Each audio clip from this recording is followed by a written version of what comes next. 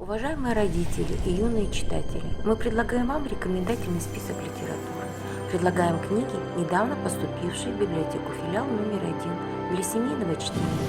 Эти книги уже успели завоевать читательскую любовь. Эти книги хорошо читать по вечерам, в семейном кругу. Они доставят немало приятных минут не только малышам, но и взрослым. Алан Макдональд. Тролли на каникулах.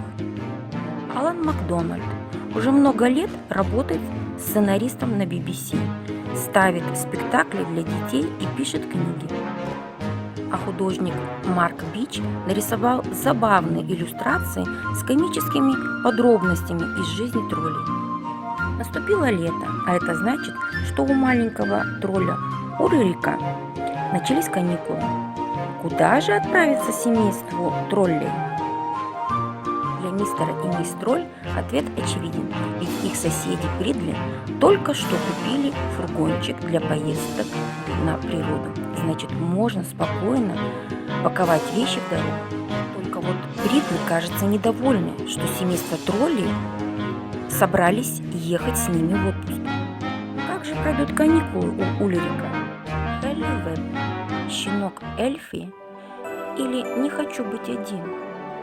Элфи, белоснежный щенок Вест-Хайленд Уайлд терьера, быстро подружился со своей новой семьей. Девочка Эви, его маленькая хозяйка, уделяла ему все свое свободное время.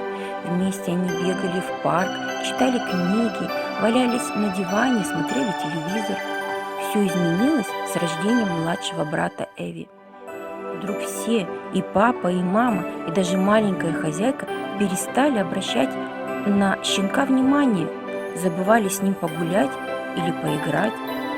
А когда он напоминал о себе, то почему-то ругали. Казалось, он все делает не впопад. Может быть, они его просто разлюбили? Как же Эльфи снова завоевать любовь и доверие своей семьи? И захочет ли Эви снова заботиться о нем, как прежде?